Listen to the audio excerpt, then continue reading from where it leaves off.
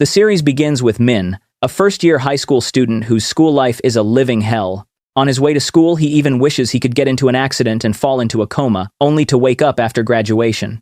죽는 것 따위 두렵지 않다. When he arrives at school, we learn why his life is so miserable. His classmate Suk is standing on the roof of the building, then suddenly jumps. Min remembers how things reached that point. Some time ago, the school bullies handed Suk the outcast stick. Whoever held it became the school's official outcast, the person everyone mocked and humiliated. Unfortunately, Min was too scared to stand up to them.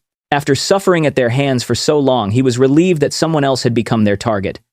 We then learn why they turned on Suk. Earlier, Yun, the most influential student in the class, was watching a lecture video while the teacher was explaining the same lesson. Out of simple courtesy, she told him that wasn't appropriate since she was teaching.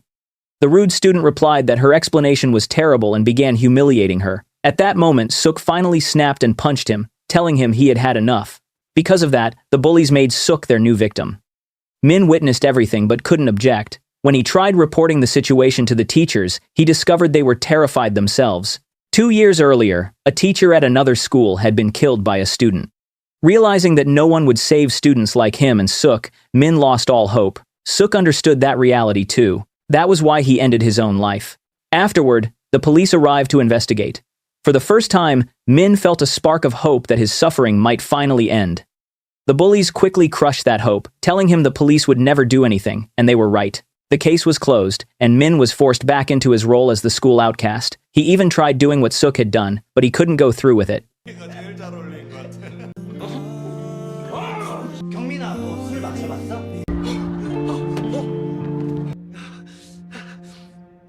Later, while returning to class, another bully started beating him for no reason. As usual, nobody stepped in. Then suddenly, a man appeared and knocked the bully away. Everyone was stunned. The bully got up to fight back, but the man beat him down even harder and said, "Show some respect, kid. I'm older than you."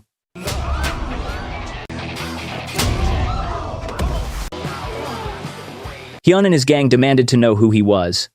The man introduced himself as the new teacher. Hyun immediately protested, saying teachers weren't allowed to hit students, and ordered everyone to film the incident.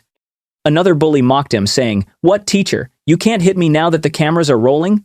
The man calmly replied, "You asked for it," and hit him anyway, right in front of the cameras. Everyone was completely shocked. Even the principal came to question him. The man introduced himself as an inspector from the Office of Educational Protection, a newly established government organization created to deal with students who didn't care when their classmates died from bullying, and with schools that covered up such incidents.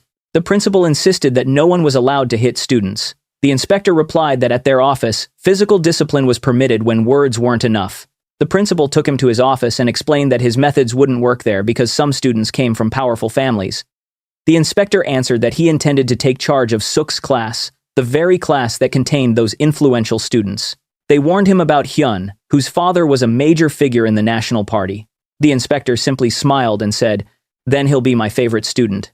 When he entered the classroom, the bullies immediately realized they were in trouble. He started taking attendance until he reached Suk's name. Then he asked everyone if they knew why Suk had died.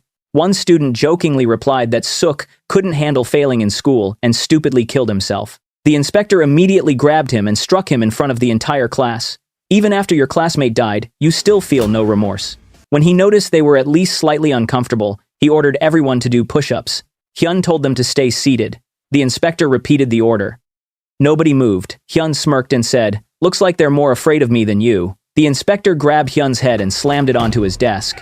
"Come on, show me your courage. Start doing push-ups." Terrified, Hyun obeyed.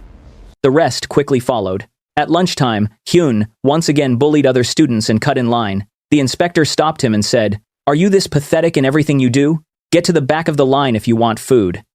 Hyun ignored him, took food by force, and threw it away. The inspector kicked him and said, "Sorry, kid, I can't tolerate anyone disrespecting food." Then he ordered him to clean up the mess. By the end of the day, Hyun was furious. He took his anger out on poor Min and went home, leaving his friends behind to clean. Then came an even bigger shock. The inspector went straight to Hyun's house. He met Hyun's father, Ryu, and bluntly told him, "I'm taking your son. Since you never raised him properly, he can help his friends finish their work." Ryu was stunned by his audacity and warned him not to interfere. The inspector simply replied, "Make me regret it," then dragged Hyun away by the ear and forced him to clean bathrooms. To frame the inspector, Hyun slammed his own head into something and called his father. The inspector dismissed it, saying, "Your idiot son hurt himself. How is that my fault?" Meanwhile, Hyun continued tormenting Min as usual. When the inspector learned about it, he told Min that if he couldn't defend himself, it was okay to run away. Then he began training him to run every day. Later, they ate dinner together. The inspector suggested telling his parents. Min revealed that his parents were always busy with work. The inspector told him he could rely on trustworthy adults instead. For the first time, Min felt hope. As for Ryu, Hyun's father, he went directly to the Minister of Education. He warned that he and the other influential parents wouldn't stay silent and demanded that the Office of Educational Protection be shut down. Then, he left for an important press conference connected to his upcoming election campaign. However, when he arrived, he found himself surrounded by reporters exposing his bribery scandals and affairs with women. Trying to hide, he entered a hall and found the minister waiting inside. The minister revealed that he had arranged everything. When Ryu demanded to know why, the minister explained that he had spent 2 years preparing this office and that anyone who opposed it would meet the same fate. Ryu argued that many politicians were worse than him. The minister replied, "You're not the target, your son is. When you fall, your son falls too." Soon afterward, Ryu was arrested. At school, Hyun became the new target of bullying. The students handed him the outcast stick. Driven to the edge, he decided to burn them all alive. When the inspector arrived, he stood before him smoking a cigarette. Hyun panicked because gasoline had already been poured around him. He begged the inspector to put out the lighter. Instead, the inspector frightened him even more by throwing it. Hyun ran desperately from the flames, begging for mercy. Only then did the inspector extinguish the fire. He reminded Hyun that Suk had also been terrified of death. But because Hyun had destroyed his life through bullying, Suk saw no other choice. No matter how much Hyun repented, Suk would never come back. He would have to live with that guilt forever. We then see what really happened. When Hyun bullied Suk, Suk refused to stay silent. He brought his father to the school and reported everything to the principal. Because of Hyun's father's influence, nothing happened. Instead, they advised Suk's father to transfer him to another school. They even ruined the father's job. Desperate, Suk begged Hyun to spare his father and promised to do anything. Hyun coldly replied, "Simple, kill yourself." Tragically, Suk did exactly that. Now, Hyun finally breaks down in tears. Whether it is genuine remorse or simply fear is unclear. Soon afterward, Hyun and the other bullies are arrested when Suk's case is reopened. At last, they will face justice. The inspector later visits the grave of a girl who died 2 years earlier. The minister is there as well. Both men are still grieving her death. Public opinion then turns against the Office of Educational Protection. Many people argue that no government office should have the right to hit students. Reporters attack the minister and ask where human rights fit into all this. The minister becomes furious. Where are human rights? Students are dying every day because of bullying. Teachers are terrified. Many students only come to school to mark attendance before going to private academies. I'm not against tutoring, but it's our duty as the Ministry of Education to provide a safe environment for students, even if that requires force. He adds that students today are no longer like they used to be. Some are involved with gangs. Anyone who stands in the way of education will be held accountable. The gang issue turns out to be very real. Later, we meet a new student transferring to a technical school called Khan. The school looks more like an abandoned building than a place of learning. He finally spots another student, only for the boy to immediately try attacking him. Terrified, the newcomer offers him money to protect him. The student feels sorry for him and warns him that this school is unlike any other. The new student becomes even more frightened. When he enters the classroom and introduces himself, everyone looks like gang members. He quietly sits down, but before he can even open his book, the others knock him over. Then, they all tell the teacher they forgot their books. The teacher completely loses hope and leaves. The students immediately grab weapons and start copying one another. They head to the electrical department, where one student wants someone from the design department to draw a tattoo on his chest. Meanwhile, the first department starts fighting the second department, beating each other senseless. The new student, Bon, has no idea what is happening. His only calm classmate, Joe, explains that the electrical department and the automotive department constantly fight to attract the attention of their leader. Bon asks who that leader is. At the same time, the principal explains the situation to the inspector. The leader is a student named Hyuk. Although he rarely attends school, he belongs to a gang outside of it. His social media is filled with luxury brands, money, alcohol, and wild parties. The students constantly fight to earn his attention. One day, Hyuk suddenly sends a message to the head of the electrical department, saying he wants to meet him. The fighting immediately stops. The automotive department leader becomes jealous and starts beating his own followers. He even forces Bon and Joe to fight each other. Joe quietly tells Bon to pretend. Bon does exactly that. Afterward, Joe is declared the loser and becomes their personal punching bag. They use him to measure their strength by beating him and having him rate their attacks. It is humiliating beyond words. Joe endures everything. Later, while walking home, he becomes exhausted. Bon feels sorry for him, carries his bag, and walks him home. Joe invites him inside for ramen. Bon sees how simple Joe's life is with his mother and realizes how much Joe genuinely wants to build a future through school. The next day, Bon encounters the inspector. When the inspector sees him, we learn that Bon is actually one of his employees, not a student. Because Bon looked innocent enough to become a bullying victim, the inspector planted him in the school to secretly record everything through his glasses. Now, the inspector gives him a dangerous new mission. Provoke all the students and make them chase him. Bon insults them and runs.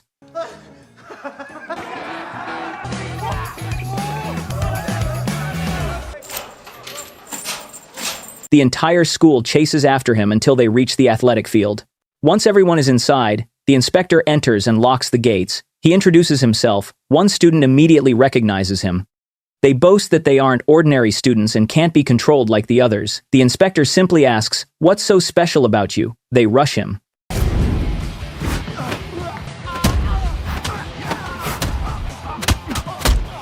A moment later, every one of them is lying on the ground. After that, they obey him like beaten dogs. He introduces a strict new schedule, filled with classes to make up for everything they had missed. When they try objecting, he beats them again. Then he brings in a teacher who can hardly believe the level of discipline. When he asks where their books are, only Joe has one. The inspector orders Joe to write the lesson on the board, while everyone else copies it. The students claim they don't even have pens. The inspector looks at the head of the electrical department and says, "Well, your finger still works, doesn't it?" And he makes it very clear that excuses are no longer going to save anyone. He cut his finger and used his own blood to write. Then, he grabbed a pen and continued writing, while everyone else ran around borrowing pens so they could copy the lesson too. Less than 5 minutes later, they looked up and discovered he had already erased everything from the board. The time is up. Anyone who hadn't finished writing got beaten. The head of the automotive department finally exploded in anger. "What is this? These classes aren't important anyway." The inspector replied, "You know what? You're right. Come on, men. Let's do some practical work." He took them all to a car and asked them to inspect it. When they refused, he grabbed the leaders of both departments, threw them into the vehicle, and took them on a smooth, controlled ride that demonstrated real driving skill. The students ended up respecting him because of it. Unfortunately, those two still learned nothing. They decided to run away from school and complain to Hyuk. The problem was that they didn't know how to contact him. While searching Ban, they found something that could help, so they forced him to come with them. They finally met Hyuk and complained about the inspector. That night, when the inspector asked where they had gone, they returned looking delighted. They confidently declared that the inspector was finished, that his remaining days were numbered now that Hyuk was involved. Soon afterward, Hyuk arrived on his motorcycle, making a dramatic entrance. Honestly, he looked far too big to be a student. He was fearless, and immediately tried attacking the inspector. The inspector revealed that he had deliberately left bait to lure Hyuk out. At first, it looked as if Hyuk might actually defeat him. He even managed to throw the inspector to the ground. The students thought it was over. Hyuk proudly told them, "See, if anyone bothers you, just tell me. You're all under my protection." The students were about to start chanting his name when they suddenly heard another voice joining in. The inspector was chanting too. Everyone froze. Then the inspector stood up and stopped playing around. This time, he hit Hyuk seriously.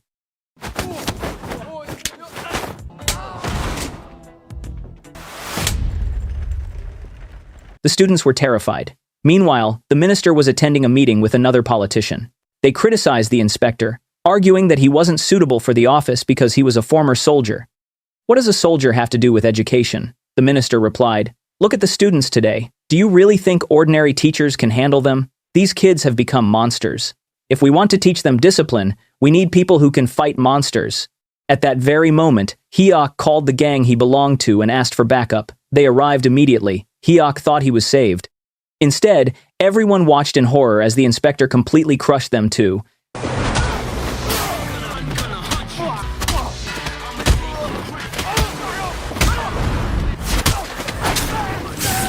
Afterward, they begged him for mercy and repeatedly apologized. The inspector told them not to apologize to him.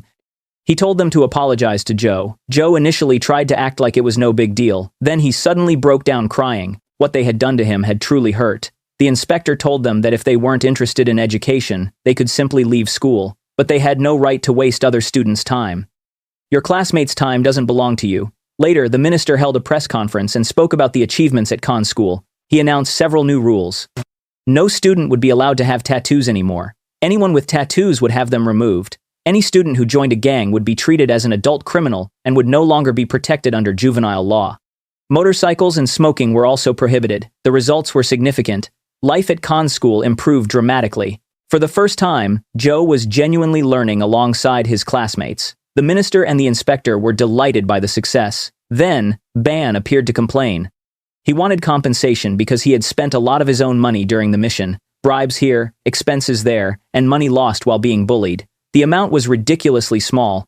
The others humored him and told him to file a request and he would get his money back. At the same time, the politician who had demanded the closure of the office was looking through old photographs. Among them was a picture from the funeral of the girl who had died 2 years earlier. The minister and the inspector were standing there, devastated. We learned that the inspector had actually been engaged to her. Even after 2 years, he still hadn't overcome the injustice of what happened to her or the way she died. The story then takes us back 2 years. The inspector and his fiancée were walking together when they spotted students smoking. He told her not to interfere. Students these days are frightening. She replied, "So what? Are you going to protect me forever? If teachers start fearing students, our lives will only become harder." She approached the students, took away their cigarettes, and tried to advise them. Sadly, there came a day when he couldn't protect her. One of her students, a boy notorious for causing trouble, killed her. During the trial, the student claimed he regretted it and insisted he had genuinely loved her. The inspector heard those words and could barely control himself. In his rage, he tried to run the student over with his car. The minister stopped him. We then learned that the woman had been the minister's daughter. Once the inspector calmed down, the minister told him that killing the student would accomplish nothing except destroying his own future. Instead, he planned to create an office after becoming Minister of Education, an office that would seek justice for wrong teachers like his daughter. If the inspector wanted to help, he could join him, and that is exactly what happened. Now, for the first time, they take on a case at a girls' school. The case revolves around a teacher accused of harassing a student. The student uploaded a video accusing him. Shortly afterward, the teacher took his own life. The alleged victim wasn't an ordinary student. She was a famous Instagram influencer with more than 600,000 followers. Bon admits he is worried about taking the case because the girl is extremely famous and they really don't need more controversy. The minister replies, "What? Are we supposed to be afraid too?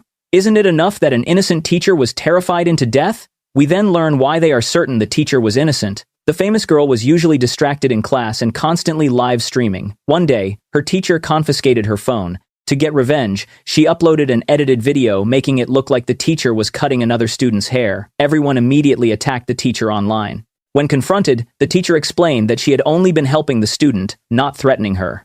Nobody believed her, except a colleague. That colleague promised to resolve the issue with Yoon. He called Yoon into his office and told her he had seen her editing the video. He knew she had intentionally made the teacher look bad. Yoon denied everything. He advised her to delete the video and become a better person. He was especially confused because her academic records showed she had always been an excellent student with no history of conflicts with teachers.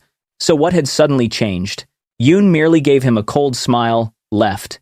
She immediately disheveled her clothes and appearance, recorded a video, and falsely accused him of assaulting her. The entire country exploded. Even his wife called to ask if it was true. Internet users investigated him, discovered all of his personal information, and even found the schools attended by his young children. Influencers constantly appeared outside his home to film and expose him. The man couldn't endure it. Eventually, he died. Did people show mercy afterward? Not at all. Some even attended his funeral to film content, insisting that his death didn't erase what he had supposedly done. The teacher named John became extremely upset and confronted Yoon. She begged her to tell the truth because it was impossible that the teacher had harmed her. Yoon burst into tears. "Why would I lie?" Then it turned out she was live streaming. She told her followers, "Fine, everyone. I'll upload a clarification because the teacher is forcing me." The public immediately turned against John as well. To calm the situation, the principal invited Yoon into his office and asked what she wanted. She replied that John should become the homeroom teacher for their class instead of the previous teacher, Ko. When John arrived, the students immediately became suspicious.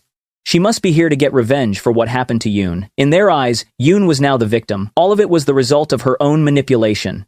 After finishing the report, Ban asked what role he would play in the mission. The others jokingly suggested he disguise himself as a female student, just imagining it was horrifying. After everyone finished laughing, the inspector reassured them a woman from their team would go instead. We soon meet her. Her name is Han. She is clumsy and almost trips while walking. But she enters the classroom with John and introduces herself. Nobody pays attention. Yoon is live streaming as usual. The moment she notices Han, she decides to target her. She tells a friend to ask Han where she got her plastic surgery. Maybe she can even show everyone a photo from before. The insult is obvious. Han calmly replies, "Sure, sweetheart, I had breast reduction surgery. But you girls obviously don't need that." The entire class is stunned. Then Han tells Yoon to end the live stream. Yoon challenges her. "Why don't you tell them yourself?" Instead of answering with words, Han kicks the phone out of her hand and smashes it onto the floor. Her voice completely changes. "All right, you little brats, hand over your phones." She uses a device to locate all the phones they have hidden. Then she introduces herself as a member of the protection office. She orders surveillance cameras installed throughout the hallways and explains the rules. The most important rule, no one disobeys her orders. At the same time, the inspector introduces himself to the teachers. He tells them that anyone who has suffered harm from students should report it. The principal immediately claims that their students are angels. The inspector obviously doesn't believe him. Han begins putting the girls through harsh exercises. Later, she meets with the inspector and Ban.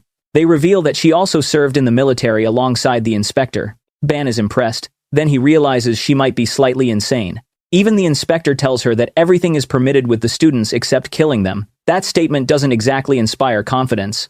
Later, Han tells Ban that the most dangerous place in the school is the cafeteria. He discovers she is right during break time. The girls rush in, grab whatever they want through intimidation, and leave without paying. At the end of the day, Han catches Yoon and the others trying to leave without cleaning up after themselves. When she stops them, Yoon casually says that Teacher John will clean it for them. Han immediately grabs her and forces her to clean. "If you use a place, you clean it. Why should we clean up after you?" After finishing her work, Han goes to the office. The inspector asks her to investigate the girls' social media accounts and search for posts defaming teachers. Han promptly falls asleep and leaves the task to Ban. The next day, Ban prints everything he found. Han brings the evidence to the students and politely explains that if they repeat any of it, they will face defamation lawsuits. The girls begin discussing everything that is happening. Once again, they bring up Ko and Yeon. They admit that they had always believed Ko was innocent. Just then, Yeon appears behind them. The conversation immediately dies. Meanwhile, Jeon reviews the videos and photos that had been posted about her. The students had leaked almost everything about her, including her home address. The harassment affects her deeply. She even applies for a job at a private academy to escape the misery of school life. Unfortunately, the director tells her that her reputation has already reached them. She realizes that Yoon has successfully ruined her life too. Strangely, after that, Yeon begins treating her kindly. The entire class suddenly becomes attentive and respectful.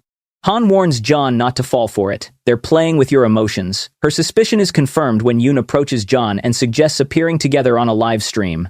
The goal is to show everyone that their relationship is now good. In exchange, John only needs to criticize the inspection committee. Yoon claims the rest of the students dislike them as well. Jeon finally starts understanding their real objective. She becomes conflicted. Then the inspector visits her and tells her about his fiancé. He explains how she died because of one of her students. We learn that she remained on life support until he returned from military service and died in his arms. Then he reveals a shocking truth. They never came to this school because of what happened to Ko. They came because several students had secretly sent reports asking for help. When Jeon reads those messages, she is deeply moved.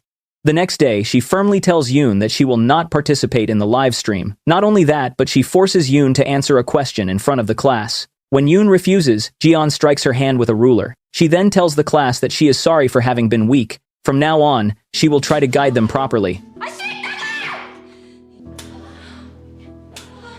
The incident badly wounds Yoon's pride. She cannot let it go. Just as she is about to upload another post, she discovers that her entire account is being wiped clean. Every post disappears. Then the full harassment video is uploaded. This time, there is no editing. The foolish girl had accidentally recorded herself acting. Ko's innocence is finally proven. Everyone starts talking about how disgusting Yoon was, and how she destroyed an innocent man for fame. Despite everything, John still worries about her. She even contacts Han to check on her. Then John's doorbell rings. It is Yoon. The moment she enters, she tells John, "You're the reason Ko died. You're a hypocrite just like every other teacher." If people want me dead, fine. I'll die, but I'm taking you with me. She attacks John.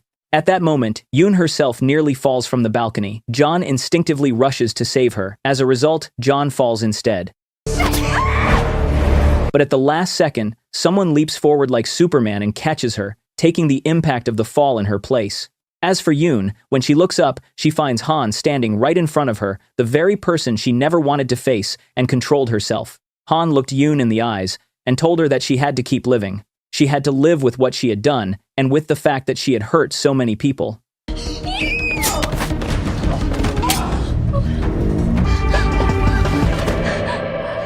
Afterward, Han went downstairs to check on their hero, who had thrown himself into danger to save John. Like a monkey, he was still moving around normally. His head had only suffered a minor injury and a little bleeding. John was amazed. Not long afterward, the minister held another press conference and proudly announced the office's achievements. This time, however, the opposing politician decided to strike back. He held a press conference of his own and publicly revealed that the minister was the father of the teacher who had been murdered by her student 2 years earlier. He also revealed that Choi had been engaged to her and that they had been preparing for their wedding. According to him, the entire office had been created for a personal reason: revenge. Revenge against students, who were, in the end, still children. The news spread everywhere. Han saw the reports and asked Choi if they were true. He calmly answered yes. Han tried to ignore it and focus on work. At that moment, a new case arrived. A student had assaulted a teacher, and not just any teacher. This man was elderly, beloved by everyone, and highly respected. When they arrived at the school, Han saw Choi running over excitedly to greet him. Ban explained that the teacher loved his students and was excellent at his job. Ever since joining the school, he had raised its ranking among other international schools. Han was confused. If he was such a wonderful teacher, why had the student attacked him? She questioned the student.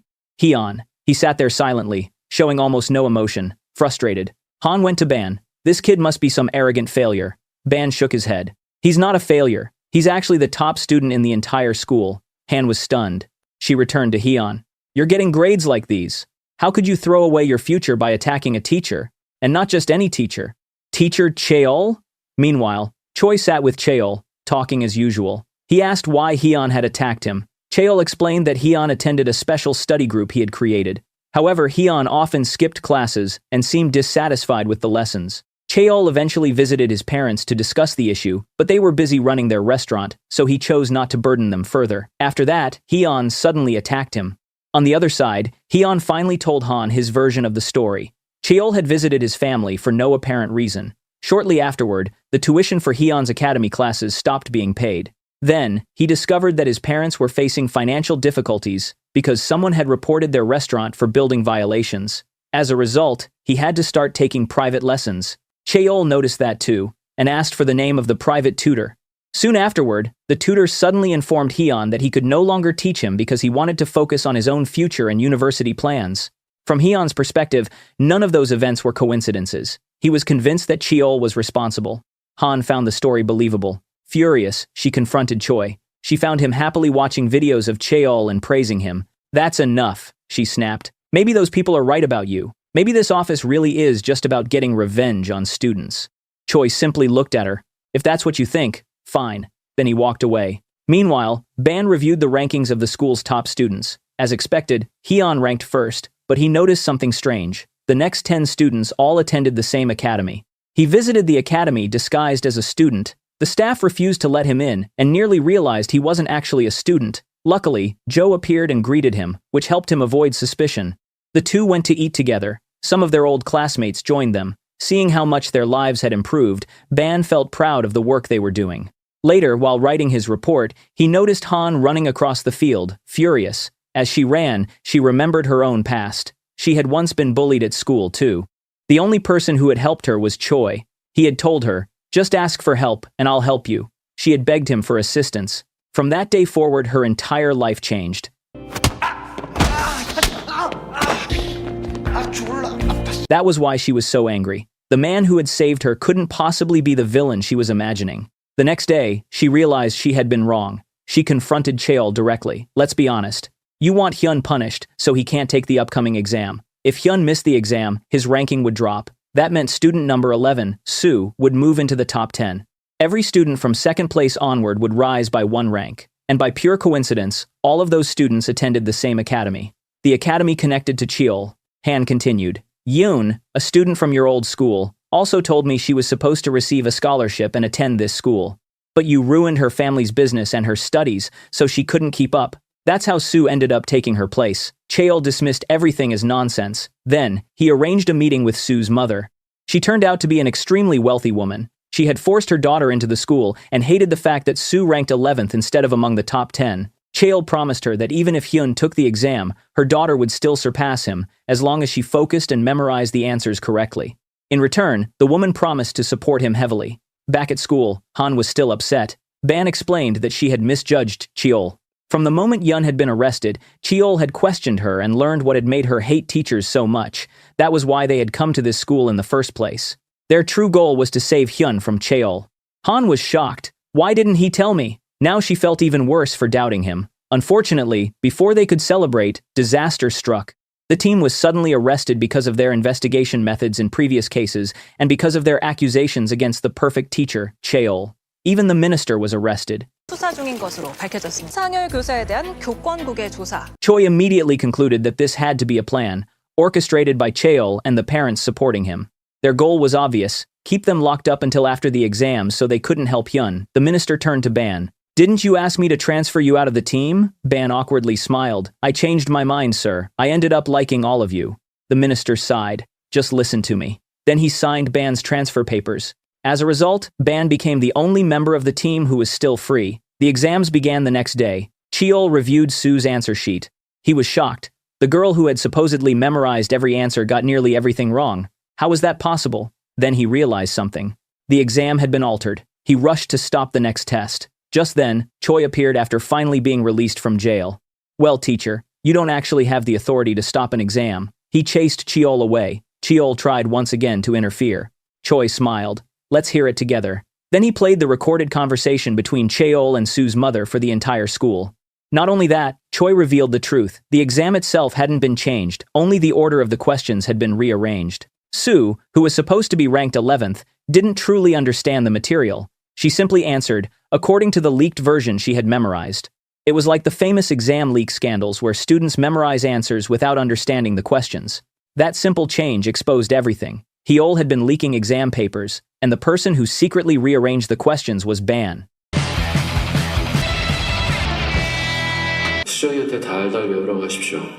Through that clever move, they finally caught him. At the same time, the minister appeared before a public hearing that was being broadcast live. People questioned whether the office had really been created for personal revenge. The minister answered directly, "Revenge? If that's what improves the education system, then fine." Then he publicly exposed Cheol and all the parents who had bribed him. One of those parents even belonged to the same political party as the politician attacking him. The entire group was humiliated. The minister then made one thing clear. Their office didn't only investigate students, it also held teachers accountable. Teachers were supposed to guide students, not exploit them. As a result of their success and their exposure of Cheol's crimes, public opinion shifted in their favor. Hyun personally came to thank them. He was deeply emotional. They encouraged him to stay focused on his future. When Cheol was finally arrested, Choi brought him to Hyun. He told him that, because of his actions, Hyun had ended up in prison. Then, a very unusual case arrived. This time, it involved an elementary school. On their very first day there, a teacher tried to take her own life after sending her mother a message, asking her never to forgive a certain person and to read her diary. Hyun stopped her just in time. She pretended not to realize what the teacher had been trying to do, sparing her the embarrassment.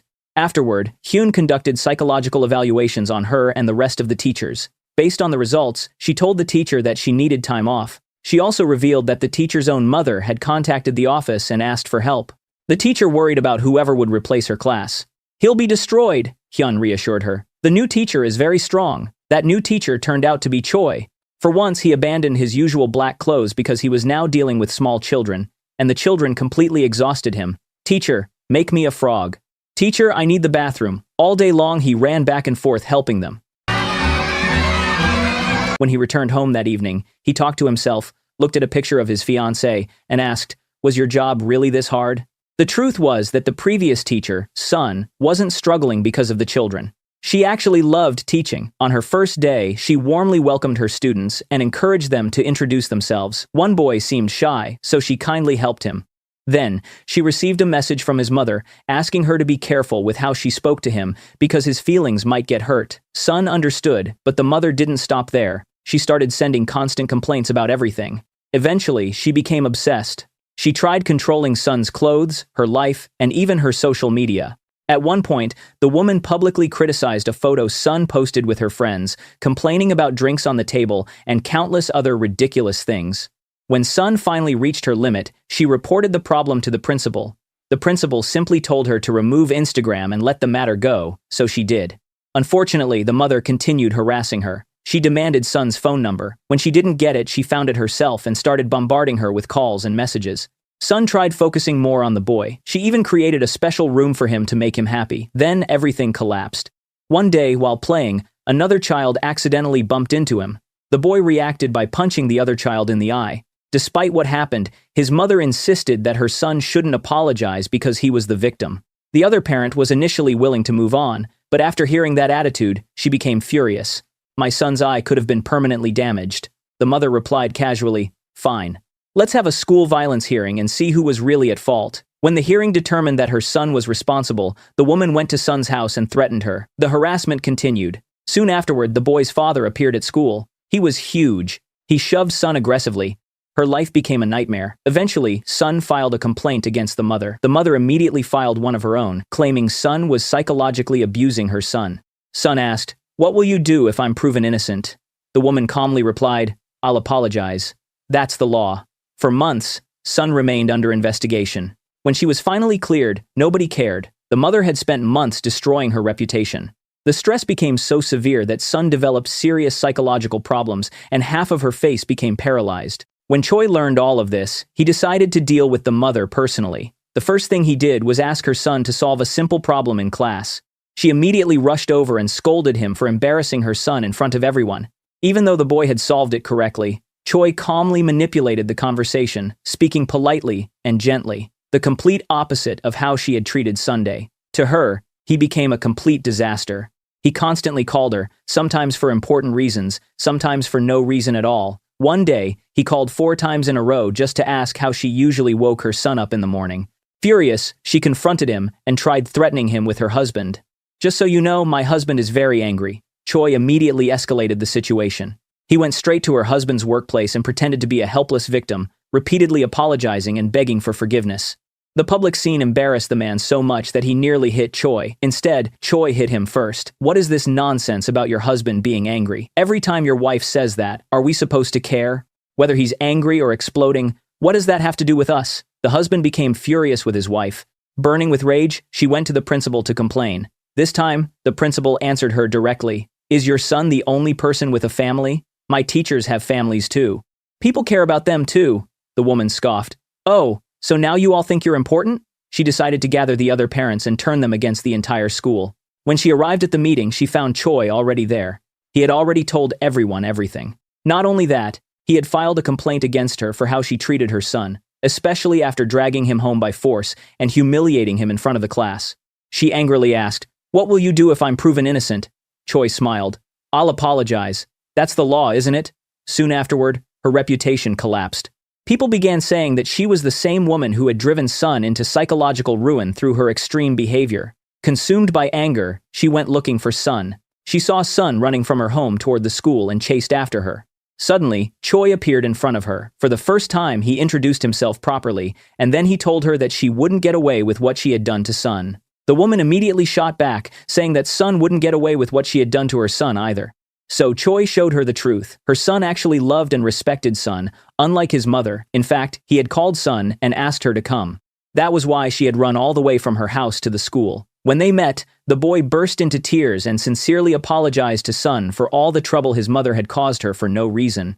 Choi then looked at the woman and said, "If you want your son to grow up selfish, only caring about himself, never admitting his mistakes, and never apologizing when he's wrong, then keep raising him exactly the way you are now. Call it positive parenting if you want." Those words hit her hard. For the first time, she realized how wrong she had been. But even that wasn't enough. Later, we see her standing in court as the prosecutor lists all the crimes she committed against Sun: threats, stalking, harassment, and defamation. Yet because Sun was a teacher and the woman was a parent, the law had protected her far more than it would have protected an ordinary victim in the same situation. Only then did she truly begin to understand the severity of her actions. As usual, the minister held another press conference. This time, he announced that the ministry would begin discussing stronger protections for teachers against abuse of authority by parents. He publicly apologized to every teacher who had suffered because of such treatment. Many people were deeply moved, especially after learning the story of his daughter. Meanwhile, Choi sat alone at home holding his fiancée's diary. As he flipped through the pages, he found an entry she had written shortly after transferring to a new school. She had written that her entire attention had become focused on one particular student named Cho. Tragically, that student was the very same person who later killed her. As we already know, Choi still hadn't moved on. We see him reviewing her case file again. Through the documents, we learn that she had gone to meet Cho at school. There, he stabbed her with a pair of scissors, leading to her death, trying to pull him away from those painful memories.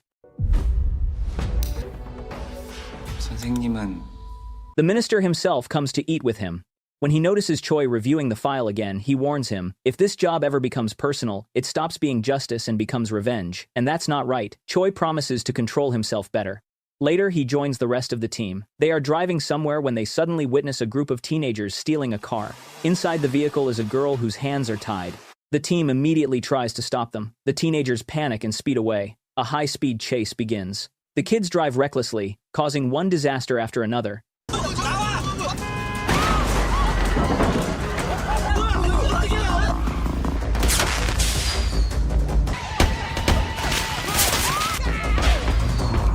Finally, Han manages to stop them by throwing a wheel under their vehicle, forcing it to come to a halt.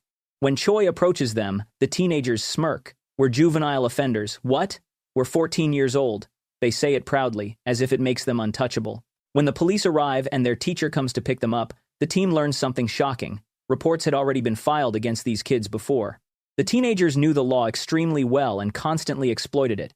The minister arrives to release them before he can even mock the team for getting outsmarted by a bunch of kids. They notice the same teenagers outside vandalizing his car. The kids run away laughing. The minister immediately says, "All right, gentlemen, let's visit their school." And so they do. The investigation begins. The first thing Choi does is order the boys to write apology letters for what happened the previous day. Meanwhile, Han questions their classmates, trying to learn more about them.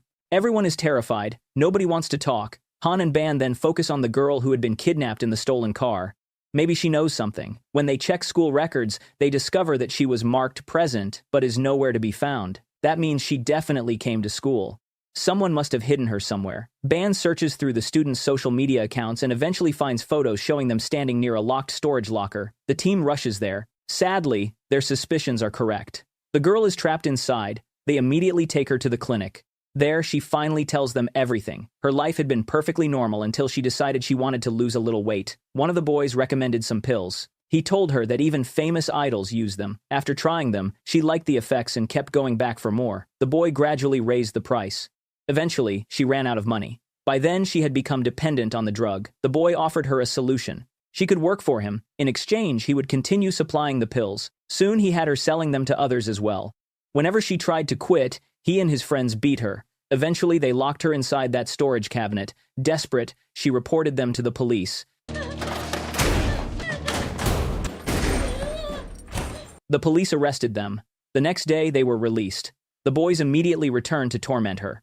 And they reminded her, "We're 14 years old, the law can't do anything to us." They had only received a warning, nothing more. That was why they were so confident. Later, when Choi demands apologies, the boys refuse.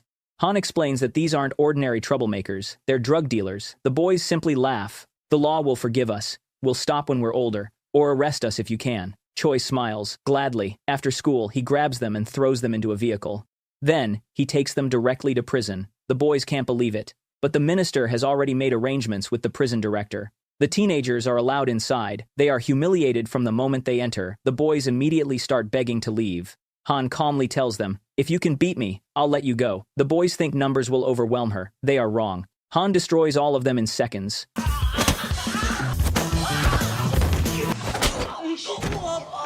억울하면 언제든 덤벼도 된다. After that, Ban becomes responsible for teaching them. If they don't pay attention in class, Han is always ready to encourage them. Even then, they continue acting arrogant. One day in the cafeteria, Choi approaches them. "Why don't you use that we're minors excuse now?" Then, he sends them to the back of the line. The regular inmates eat first. Not only that, they take all the best food. The prisoners begin treating the boys like entertainment. Later, the teenagers are assigned dishwashing duty. They become miserable. Then, another inmate comes over, carrying plates. One of the boys suddenly punches him. When Choi arrives to punish him, the inmate unexpectedly defends the boy. Choi is surprised by his kindness.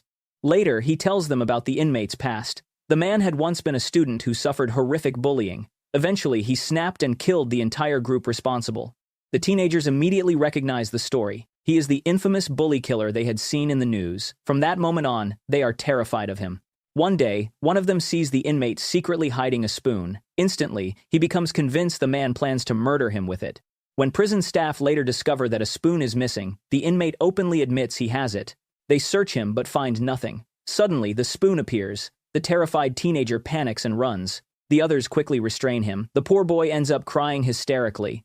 Meanwhile, outside prison, the parents of the juvenile offenders organize protests against the protection office. The minister addresses them directly. "Yes, this treatment must seem harsh. After all, your children are angels, aren't they?" Then, he invites them to visit the school the next day. When the parents arrive, they are overjoyed to finally see their children again. Immediately, they begin attacking the minister. "Our children are too young for this." The minister calmly responds, "Too young for what?" Then he reveals the pills their children have been distributing. The parents immediately claim they are just diet supplements. Without hesitation, Choi forces one of the parents to swallow a pill. The parent immediately spits it out. Suddenly, they don't seem so harmless anymore. The minister then reveals another bag containing the real drugs. The packaging is nearly identical. He explains that their children have been distributing illegal substances and fully understand the damage those drugs can cause. If your children deserve protection because they're minors, what about the children they harmed? Those victims are minors too. They have parents who love them as well. The parents begin begging for forgiveness. The team tells them not to beg them. They should beg the girl whose life was destroyed. The girl arrives. Thankfully, she refuses. "I will never forgive them." The boys are outraged. Their leader immediately rushes toward her and tries to attack her. "I don't care! I'm a minor! Nobody can punish me!" Han instantly knocks him down. At that point, the minister orders all of them back to prison. Clearly, they haven't changed at all. Their parents break down crying. When the boys return, the first face they see is the bully killer. They're terrified, especially their leader. For the first time, he remembers something his victim once told him, that he had turned her school life into a living nightmare. Now, he finally understands exactly what that felt like. The bully killer, however, has changed. He helps Choi and never actually harms the boys. He only scares them. Choi thanks him. The man smiles and replies that Choi is the one who deserves thanks. Because of his work, there will hopefully be fewer people who end up like him. Later, one of the juvenile offenders is approached in prison by another inmate. The man casually asks if he knows the leader of the drug organization responsible for the pills. The boy says he knows who it is but hasn't told anyone. The inmate smiles. "Good, our boss doesn't like people knowing too much." Then, he suddenly pulls out a knife and attacks. Choi rushes to save the boy. Before he can reach him, another inmate jumps in and takes the stab wound in his arm. That inmate turns out to be Choi, the same Choi who murdered Choi's fiancée 2 years earlier. Seeing him again shakes Choi deeply. Even so, he remains nearby until Choi receives treatment. Afterward, Choi approaches him, drops to his knees, and apologizes. He says that Gaeon had been the only person who was ever kind to him, the only person he ever truly loved. Choi can't bear listening. He turns around and walks away. Not long afterward, we discover that Choi was acting the entire time, and just when it seemed like we might actually feel sorry for him. Soon afterward, the minister speaks with Choi. He tells him that feeling upset after seeing Choi again is completely natural, but he reminds him of something important. He's no longer Gaeon's fiancé. He's now an inspector for the protection office. Later, the team returns to headquarters. There they find an exhausted man carrying stacks of documents. He desperately begs them to save him and save his son. The man explains that he suddenly began receiving calls from people claiming his son owed them money. At first, he and his wife assumed the amount was small. Then they discovered the debt had reached 85 million won. They were horrified. They sold everything they owned to repay it. They begged their son to stop gambling. They believed it all stemmed from a game. Afterward, they even replaced his smartphone with a simple button phone. but someone gave him another touchscreen phone. The boy returned to gambling immediately. Soon afterward, debt collectors appeared at the father's workplace and beat him in front of all his co-workers. Desperate, he begged his manager to accept his resignation and at least pay him his retirement compensation. Even after that, the debts continued growing. His son never stopped gambling.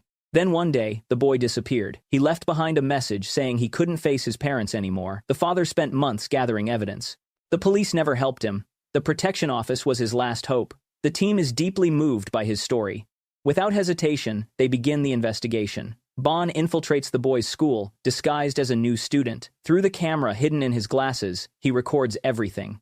He quickly discovers that many students are playing the same online game. One of them suddenly wins 1,000,000 won and decides to treat his friends. Bon joins them. The student starts playing in front of him and keeps winning. When Bon asks whether it's gambling, the student immediately denies it. Gambling? No way. We're just playing a game. Bon later reports that this is exactly how the system attracts new players. The game lures them in with easy victories. Soon, Bon downloads the game himself. He even receives 50,000 won as a registration bonus. When Choi hears this, he comments that gambling is especially dangerous for someone as confident in mathematics as Bon. Perfect. Then play and show us. Bon starts playing. At first he wins. Naturally, greed takes over. He raises the stakes. Then, he starts losing. He spends the entire night playing. By the next morning, he's practically addicted. The students immediately recognize what happened. They tell him that if he's short on money, he can borrow some. All they need is his mother's phone number as collateral. Bon accepts. They lend him 1,000,000 won, but they only hand him 800,000. Then they explain that the loan carries a 10% daily interest rate. After calculating the numbers, Bon nearly cries. At that rate, he'll be bankrupt in no time. The students simply shrug. So what? Eventually, they call Han, using the number Bon provided, pretending she is his mother. Han deliberately ignores them. The students conclude that Bon's family doesn't care about him. As a result, they decide to expel him from their circle. Choi orders Han to keep a close eye on him. She does. Unfortunately, she gets hungry. The moment she leaves to buy food, Bon disappears. A black vehicle arrives and kidnaps him. Several other teenagers are inside. Everyone is forced to hand over their phones. Fortunately, Bon manages to secretly drop his own phone out the window before anyone notices. He soon discovers that the gang forces teenagers to commit crimes such as theft. They want him to participate too. Bon refuses. He even stops others from stealing. For that, he is taken to the gang's headquarters for punishment. Meanwhile, the rest of the team desperately searches for him. Han feels incredibly guilty. Choi reassures her, "We'll find him." Inside the hideout, Bon is assigned to the messaging team. Their job is to send promotional texts to random numbers, inviting people to join the gambling game. He wants to use the computer to contact his team. Another boy secretly warns him that everything is being monitored. The gang members catch him anyway and beat him. Things get even worse later. When Bon accidentally wets himself while sleeping, they prepare to beat him again. Thankfully, he manages to stop them. He claims he can repair the broken server that has been causing problems for the organization. The gang becomes interested. Instead of punishing him, they put him to work. Soon, they take him directly to the gang leader. The man holds a knife to Ban and gives him a simple warning. "If you fail, I'll take one of your eyes." So Ban has no choice. He sits down and begins trying to solve. When the plan succeeded, they treated him very well. Meanwhile, his team couldn't find any leads because the car had been stolen and vanished without a trace. So, they brought in Han, the kid who used to lure children into the game. They asked him about the game's logo. When he pointed it out, they discovered that Ban had been incredibly clever and had secretly sent them a message through it, revealing his location. They rushed to the place, only to find it empty. At that moment, Choi guessed that Ban might have spotted that location from where he was being held. They headed to the building facing it, and sure enough, that was the right place. Han was furious. She stormed into the gang's hideout, demanding to know where he was. "Look, he's this kid who seems kind of foolish and careless, but he has small eyes and he's handsome." Choi completely ignored the fighting going on around him and asked, "Who's this handsome guy you're talking about?" Han ignored him and immediately started questioning everyone she could find.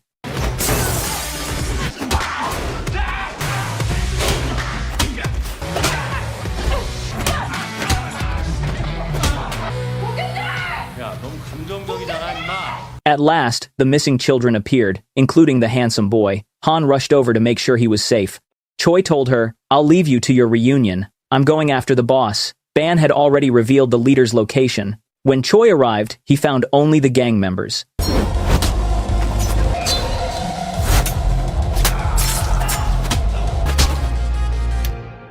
After beating information out of them, he learned their boss had escaped and immediately chased him down. He caught him and broke his arm.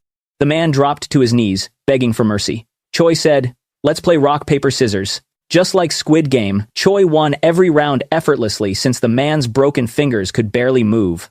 Then Choi said, "This is what you did to those children. You took away their families, their education, and their lives." And he hit him again.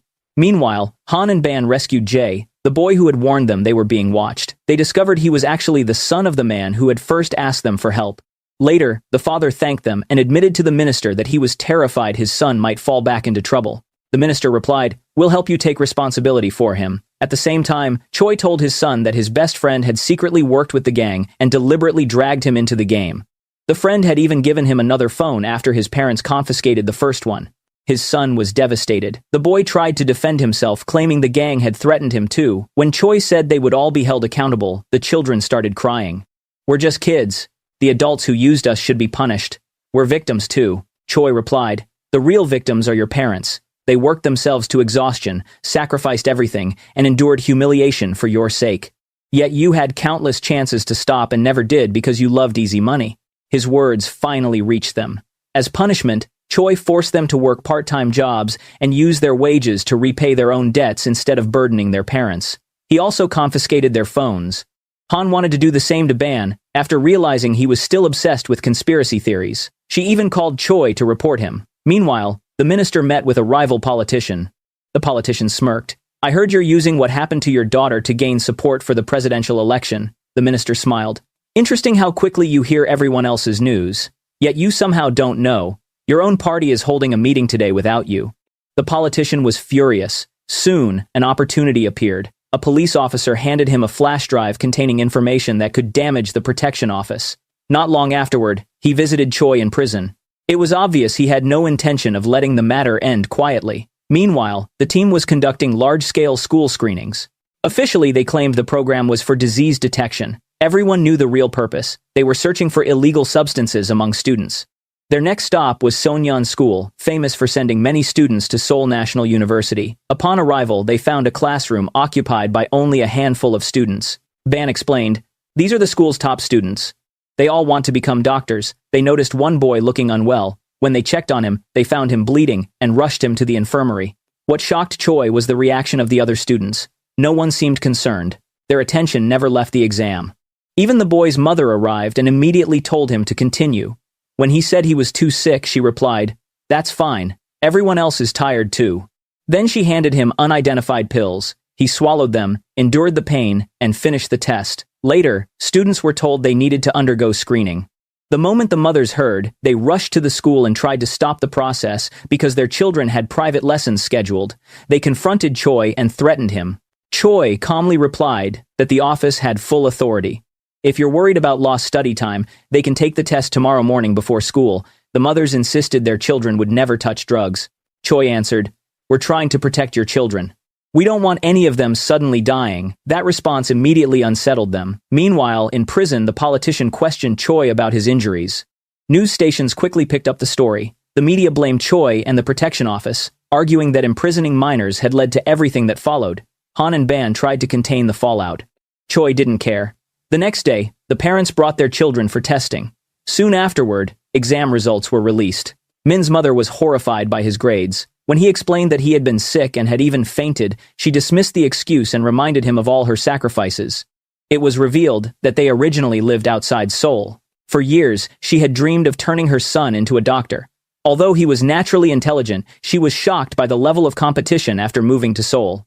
She sold their large home, moved into a tiny apartment near the school, and even removed his bedroom door so she could monitor him constantly. Her husband thought it was absurd. She replied, "Your brother became a doctor, and everyone respects him. My son will do the same." Their son studied endlessly to satisfy her, yet she always demanded more. She investigated where top students studied and eventually identified the most influential parent among them. She bought expensive gifts and humiliated herself trying to gain access to elite teachers. When that failed, she begged for advice. The wealthy woman finally gave her pills. They improved concentration. Afterward, Min's grades improved dramatically, and he was accepted into the elite class. But the screening exposed everything. Choi informed the parents that the substance was illegal and ordered them to stop immediately. Then a doctor delivered alarming news. Min's results were the most dangerous. His mother had searched online for stronger concentration enhancers until she eventually found a drug dealer. Without realizing it, she had trapped her own son. As long as his grades rose, she ignored the damage. By then, Min was completely dependent on the drugs. He begged for more. Just as his mother was about to give them to him, Choi arrived, terrified. She refused to open the door, so Han climbed in through the balcony. The team stopped Min from taking more pills and rushed him to the hospital. Choi then confronted his mother. The tragedy was that she had known from the beginning. She had seen how badly the drugs were affecting her son, but ignored it because his grades kept improving. When she demanded to see him, saying he needed to keep studying for medical school, Choi replied, "If you love medical school so much, get in yourself." He brought all the schedules and textbooks she had forced on her son. "When you earn the grades required for medical school, I'll let you see him." She thought he was joking. He wasn't. He made her live exactly as her son had. She received the same tiny meals. She was barely allowed to sleep. Whenever she closed her eyes, Choi woke her up. He even removed her mattress. When she demanded an explanation, he replied, "You removed your son's door so you could watch him all the time. Comfort shouldn't matter to you either." Meanwhile, Min initially suffered severe withdrawal symptoms, but eventually he realized something. Deep down, his mother's pressure had made him want to die. The pills temporarily erased those feelings. That was why he became addicted. If he had taken them to escape death, then he would quit them in order to live. Gradually, he recovered. One day, his mother finally broke down and tried to escape. When Choi stopped her, she cried, "I sacrificed my entire life for my son." Choi replied, "No, your son sacrificed everything for you." Flashbacks showed how she had spent years convincing him to become a doctor for her sake. Even when it hurt him, he obeyed. Because he wanted to make her happy, she finally broke down in tears. Later, Min asked Ban, "How do I figure out what I want to do with my life?" Ban answered, "Learn about different fields and choose the one you genuinely enjoy." He introduced everyone to children's books. Min loved them. Even Han, who had mocked the idea, ended up crying while reading. Eventually, Choi forgave Min's mother. When she finally saw her son again, she first checked his health. Then she looked at the notebook, expecting to see study notes. It was completely blank. Her son calmly informed her that he no longer wanted to become a doctor. He wouldn't even take this year's exams because he wasn't mentally prepared. She begged him to reconsider, but he stood firm. "I'm going to live my life my way. Now it's time for you to live yours." Later, the minister announced that anyone caught using concentration drugs or other illegal substances would be banned from taking exams. While reviewing seized evidence, Choi noticed pills collected 2 years earlier. They looked exactly like drawings in his fiancée's journal. Beside them was a note, "Will I ever be able to forgive Cho?" Choi suddenly realized there was a direct connection between this case and the drug trade. The situation became even more shocking when the corrupt politician began helping Cho secure an early release from prison with a record of good conduct. Against all expectations, Cho returned to school.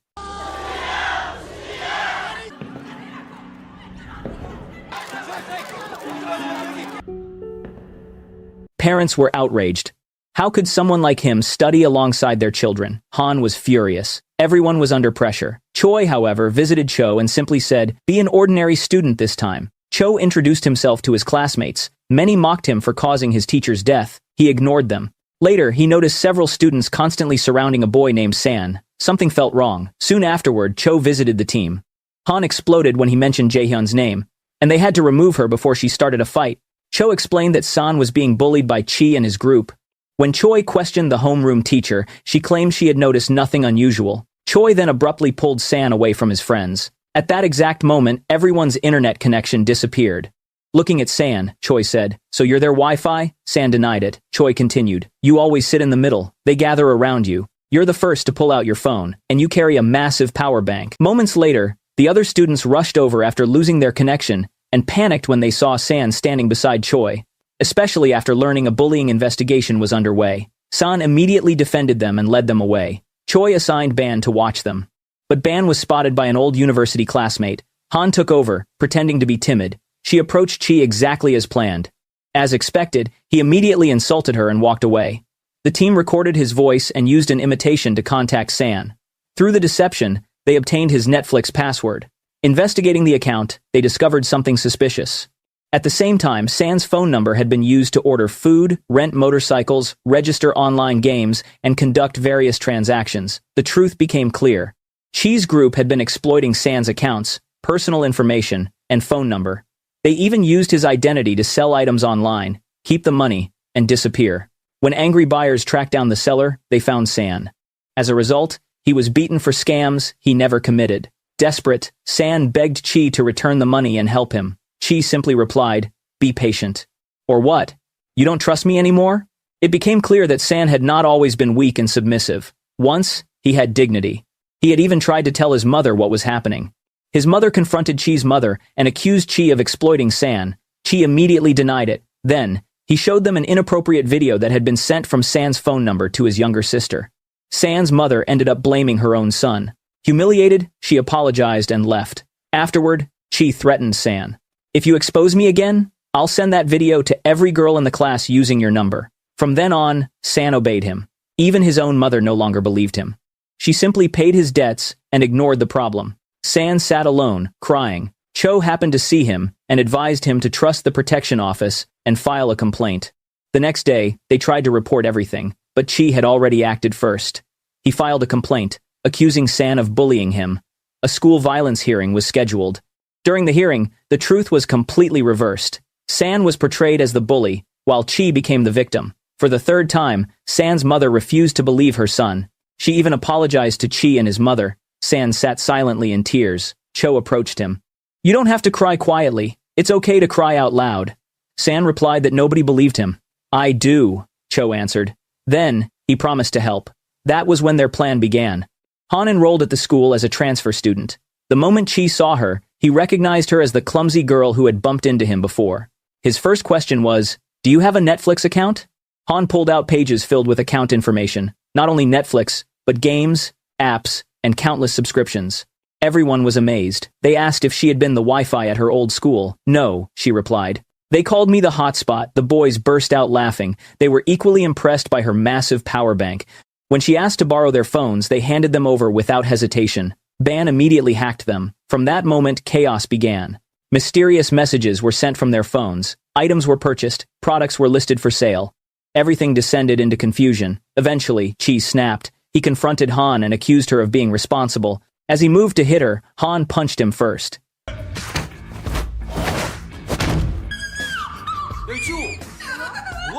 When he grabbed a chair to attack her, she suddenly screamed, "Looks like it's time for another school violence committee." The hearing was held the next day. Han arrived looking battered and helpless. Chi laughed immediately. "She's acting." Nobody believed him. It was exactly what had happened to San. When Chi previously claimed psychological trauma, everyone had believed him and blamed San instead. Then Han revealed her true identity. The protection office announced that its investigation was complete. Chi was the bully, not San.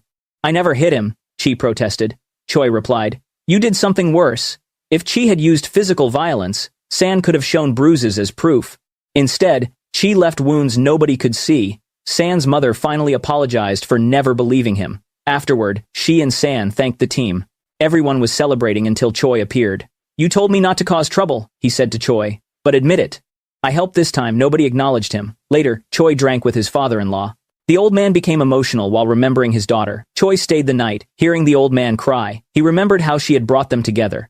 At first, they had been jealous of each other. Eventually, they became friends. Choi found himself crying too. Meanwhile, Chi confronted Choi at school. He blamed him for ruining his life. It was revealed that Choi had advised him to file the complaint against San first. According to Choi, filing first would make him look like the victim. Now, Chi was furious. Everything was destroyed because of that. Choi calmly replied, "Nothing was destroyed. I wanted all of this to happen." Chi stared at him. "What do you mean? My life is ruined. I feel like dying." Choi smiled. "Exactly." Then he shoved him off the rooftop. Later, Choi met the corrupt politician and handed him a recording of Chi, saying that the protection office had ruined his life and made him want to die. The politician was stunned. "Where did you get this?" Soon afterward, news reports announced that Chi had fallen from a building and was now in a coma after an apparent suicide attempt. The politician looked at Choi in disbelief. "What exactly did you do?" "Our goals are the same," Choi replied. "Don't forget that." Then, he made it clear that he had been manipulating the politician from the start. The politician was horrified. Looking back, he realized Choi had been controlling him since their first meeting. Now, he was trapped. To protect himself, he had no choice but to become even more corrupt. When the minister visited Chi in the hospital, the politician leaked the recording to the media. The scandal surrounding the protection office grew even worse. Meanwhile, Choi staged a protest outside the school demanding that the protection office be banned. When Choi arrived, Choi greeted him casually. "Oh, you came." Choi showed him one of the pills. "You make these?" "Yeah," Choi replied. "So what? You can't prove it." Then he added mockingly, "You and Choi were always obsessed with other people's problems." A painful truth was finally revealed. Choi had genuinely cared about him because he constantly skipped school. She waited outside his house, treated his injuries, and looked after him whenever he got hurt. She gave him every chance.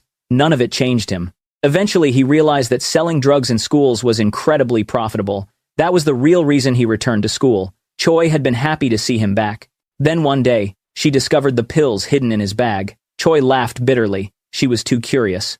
"If she hadn't been, maybe I would have married her." Choi could not endure hearing anymore. He punched him. Choi immediately begged for mercy. The fallout was severe. The team was suspended and banned from entering schools. Choi celebrated. His organization expanded rapidly and spread drugs everywhere. Students like San were used as delivery runners. They were told they were delivering sneakers. Many believed it. Soon, the operation had spread across 17 schools. Students became obsessed with earning money and spent more time making deliveries than attending classes. Teachers were devastated. Many wished the protection office would return. One day, San secretly contacted Choi. He had opened one of the boxes and discovered the truth. He wanted to report everything. Unfortunately, Choi caught him first and forced him to cancel the meeting. The operation continued. Then June noticed suspicious activity at her school. When she visited the team's headquarters, she discovered they were still working, despite lacking official approval. The reasons soon became clear. The Minister of Education had sent a message to teachers nationwide, asking them to cooperate with the protection office. The concentration drugs had spread to nearly every school. June asked whether anyone had come to help. At first, nobody had. Then teachers from many schools suddenly arrived. They brought evidence and admitted they were deeply worried about their students. The team reassured them they had already been monitoring Choi and gathering evidence with help from students they had previously saved. The teachers finally relaxed. The minister immediately held another press conference. He publicly revealed the investigation and named Choi as the primary suspect. Choi and his men quickly gathered their remaining stock and fled. When the team returned to the schools, the students welcomed them back. They had finally learned the truth about Choi. When investigators searched his hideout, they found it empty, except for a locked cabinet. Assuming something valuable was inside, they tried to open it. Then Choi realized it was a trap. He shouted a warning. The cabinet burst open and released a cloud of drugs. Han immediately shielded Ban and inhaled the substance herself. As Choi rushed to open the windows, he spotted Choi and his men escaping. Then he heard Han shouting behind him, "Did you know I can fly?" And she launched herself at Choi's men. One of them turned to attack her but fled the moment he saw Choi charging toward him. Han confidently claimed she could handle the remaining two. Unfortunately, the drugs had completely affected her judgment. She got beaten badly. For once, Ban stepped forward. Wearing his expensive gadgets like armor, he charged into the fight. Surprisingly, he actually won. Afterward, he carried Han away and tried to help her recover. Suddenly, she hugged him. Ban immediately panicked. Meanwhile, Choi tracked down Choi. Choi hid behind several terrified students. Choi pushed them aside and went straight for him.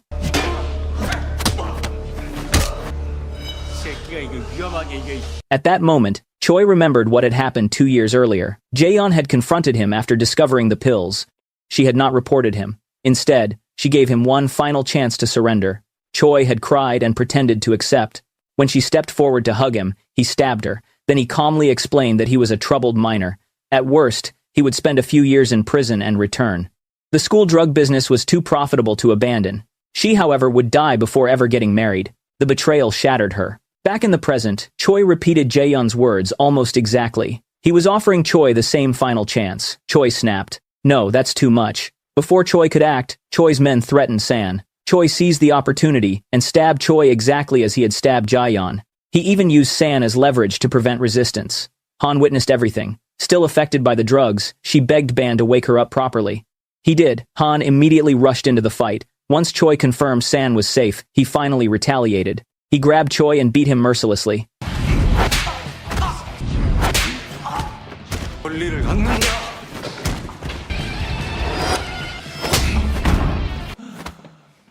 Everyone expected him to take revenge. Instead, he stopped. He let Choi live. "This is your last chance too." Choi collapsed in tears. "Who do you and she think you are? Angels?" Choi replied. "No, we're just adults trying to protect you." For the first time, Choi felt genuine regret. He cried even harder. Meanwhile, Choi imagined Jaeyeon smiling at him. She was proud that he had restrained himself. The minister personally arrived to arrest Choi. He remained calm until he learned that Choi had stabbed Choi. Then he exploded. "That's enough! Do you realize I'm his father-in-law?" The officers barely managed to calm him down. Later, another press conference was held. Standing beside the team, the minister explained that the protection office had never existed to control students. Its purpose was to improve education, protect schools, and help reform those who had lost their way. Later, the team visited Jaeyeon's grave. It was covered with letters from students. As they walked away, Ban accidentally grabbed Han's hand. Both froze in embarrassment. The minister noticed. Before he could speak, Choi said, "They're crazy about each other. They just don't know it yet." Everyone laughed. Sometime later, the team faced a new case involving a talented basketball player who bullied his teammates. Ban arrived disguised as Choi and looked impressive for about 5 seconds. Then the basketball player stood up. Ban immediately lost all confidence. The athlete practically lifted him with one hand. Han rushed in and got shoved aside. Both ended up on the ground. Their classmates lost hope. Then Choi arrived. He solved the situation the way he always did, by walking over and smacking the player across the face. As for the corrupt politician, he was finally arrested. The minister visited him and revealed that he had known about Choi's recording but deliberately hid it. This was the consequence. The politician shouted, "What are you? Some kind of angel who never makes mistakes?" The minister replied, "No, brother, I make mistakes too." Then he punched him in the face. The story ended with justice served, the protection office restored, and Jaeyeon's sacrifice finally honored. With that, the story ends.